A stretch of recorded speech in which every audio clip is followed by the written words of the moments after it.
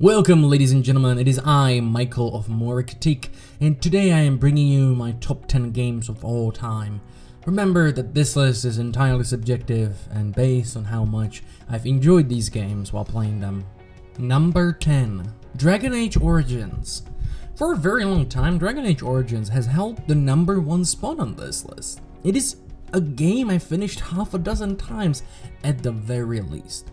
For me, it is the pinnacle of BioWare's creation and easily one of the best RPGs ever to date. So why has it fallen so low? Well, when the latest chapter of the Dragon Age saga and Dragon Age Inquisition came out, I've tried to replay Origins and Dragon Age 2, and only then dive into Inquisition. I've been played Origins for over a year by then, and to my surprise, I couldn't enjoy it as much anymore. The reason was most likely a combination of just knowing the story and the whole game and the game's age at that point. But it still holds up, the story is great, and it, of course, will always be in my heart. Number 9. Deus Ex Human Revolution. I remember like it was yesterday, sitting next to my grandmother waiting for my parents to come back from a store. I was drawing and my grandma was watching me. Then my mom came through the door holding a DVD box. It was no other game than Deus Ex. Well, actually, it was a bundle of 3 games. Deus Ex, its sequel Invisible War, and Project Snowblind. I've been an avid young gamer by then, and I was overjoyed holding the box. Deus Ex has been my favorite game of the 3, while I've never actually finished it due not being able to talk English that well at the time. But I still enjoy the bits and pieces I've experienced. Years came by and Deus Ex Human Revolution released. Seeing a familiar name, I've immediately sat down and played the game. For a reason I can't recall really, I finished the game only after the release of the director's cut.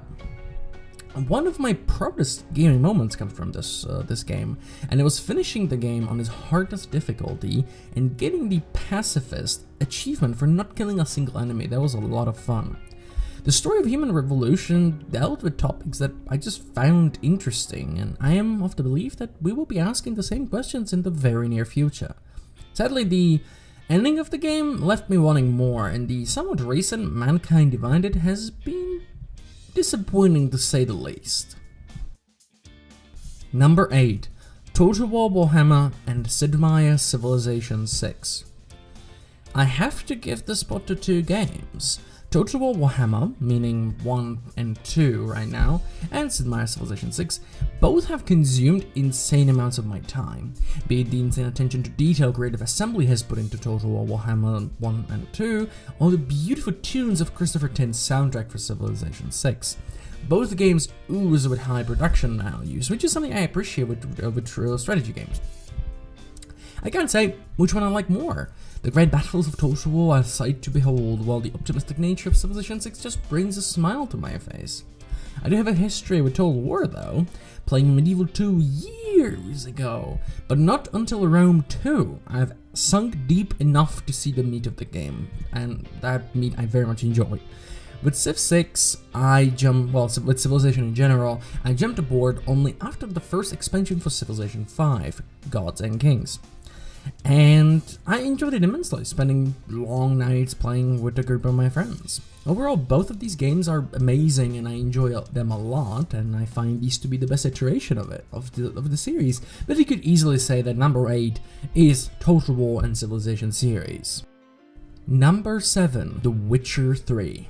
What top 10 list would it be without including The Witcher 3 Wild Hunt? Well, lower than some may have expected it to be, I have to admit, my feelings regarding the game are mixed.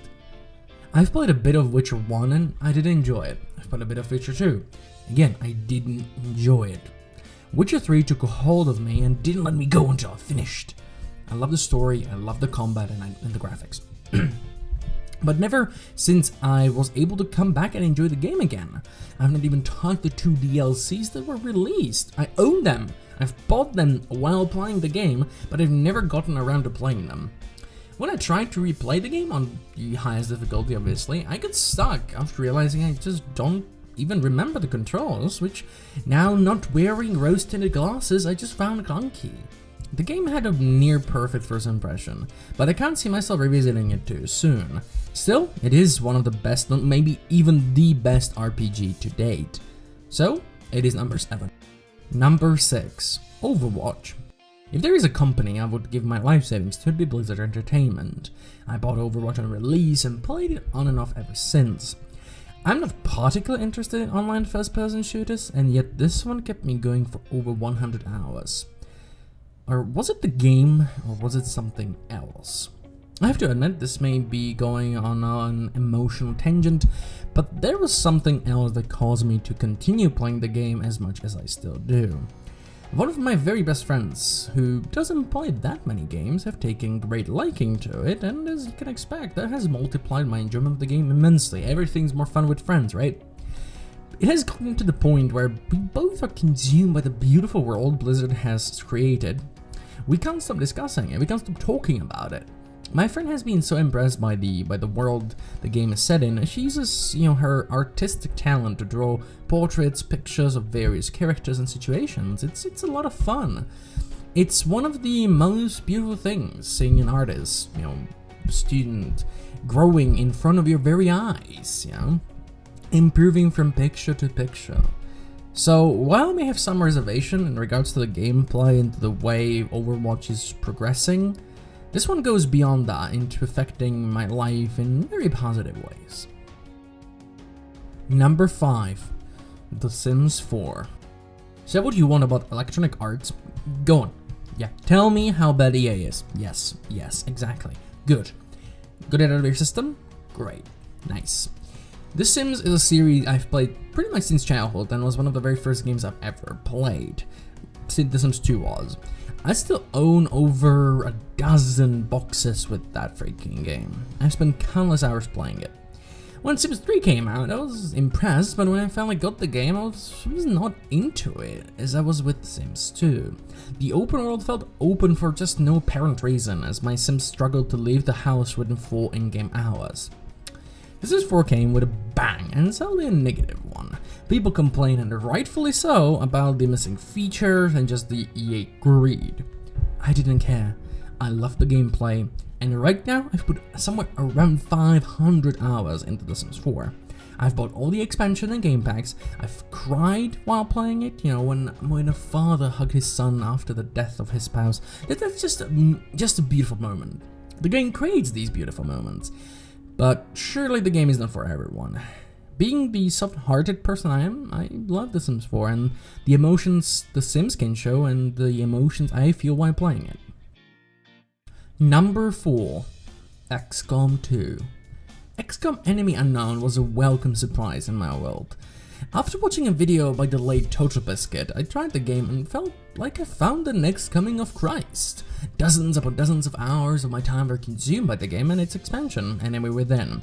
Sadly, XCOM Enemy Unknown or Enemy Within would place far lower on the list. Honestly, I didn't think they could do better. And they did. XCOM 2 came out and I've loved every moment of it. Everything was improved. I could make my friends in the game. I could see them die over and over and over and over again due to unlucky critical shots. It was amazing. And then XCOM 2 War of the Chosen came out. Very few games are good enough to captivate me to sit down and play them all day long. War of the Chosen did that. I finished the game within 70 hours over the course of only 4 days, barely 4 days. I've hardly slept while playing it. That's how insane the game was.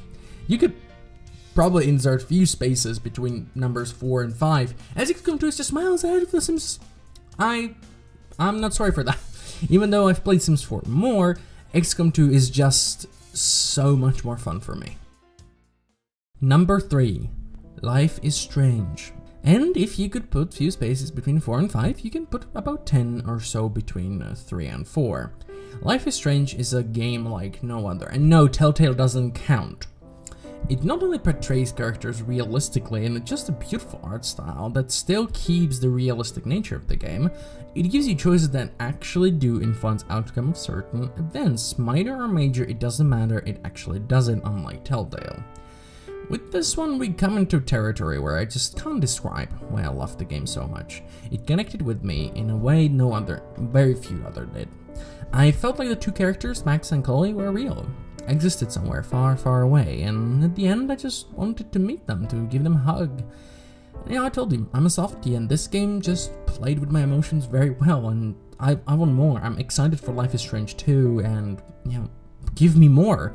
God damn it, give me more. I want to give you money, don't nod. The best name ever. Number 2. Nier Automata. Talk about surpassing expectations. Nier Automata looked like no more than a mediocre fighting game with nicely modeled behind of the protagonist.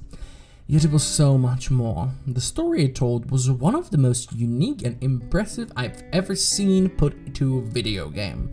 It used the medium to its near full potential in the way it conveyed the story and told it to you. Nothing seems to be done without purpose in that game. The moment I realized just how good Nier Automata was just like no other. Never before has a game given me such a horrible choice that I just let go of my controller, stared blankly at the screen. Not only it gave me a painful choice, it also forced me to perform the action, not pick one of 3 or 4 or 17 boxes. Whatever you wanted to do, you had to do it in terms of the ordinary gameplay. It didn't even tell you all your options, which is just more painful. It's a fighting game mashed together with a bullet hell game. I hate bullet hell games. I don't find them fun in the slightest, but I loved every moment of Nier Automata. Please, if you can, try to play this game. Give it a shot. I can't give a more glaring recommendation than this one. And remember, finish it 3 times at the very least. Each playthrough will be different. Number 1. World of Warcraft. I'm not entirely sure why this is my number 1 pick, or, you know, I don't know which reason I should choose. World of Warcraft was one of the first games I've ever played, back in 2005. I was a young kid and I was terrible at it. Yet I enjoyed the game, spending hours upon hours playing it. Easily the game I've played the most over the years. Even though I had no friends in school, and was often picked on, I had people to talk to in World of Warcraft, my guildies. I remember chatting with them while leveling in Stranglethorn Vale. You know, you all know what World of Warcraft is. It's the most popular MMORPG in history. It's a worldwide phenomenon played by millions of people, even 14 years after its release. What is there to say about the game? Nothing really. This game went above and beyond the realm of PC games. Just like Overwatch, it became something more. It made me feel liked when I wasn't in reality. It made me feel needed when I wasn't, and it made me feel happy when I otherwise wouldn't be. And even now, World of Warcraft is a game that is a joy to play. Thank you, Blizzard. Thank you for making such a beautiful world, and thank you for allowing me to be a part of it. You know, my time with gaming over the past pretty much 15 years has been quite rough. I've went from a person who valued video games above all else to a person that hardly plays most of them at this point. I do enjoy them for short amounts of time, but I've slowly just went away from playing too many of them. I just play what I want, when I want, and I do prefer spending time with my friends when I finally have some. And I think I do owe a lot of that to video games, because they were one of the reasons I even found friends. They were, you know, I guess what raised me in a way, alongside my parents obviously, but video games had, next to my family, the biggest impact on my life. And it is quite emotional for me to see that, you know, at this point I don't value games as much as I used to. You know, they are not the sole driving force of my decisions and all that, which obviously it shouldn't be, but I just don't value them near as much as I used to.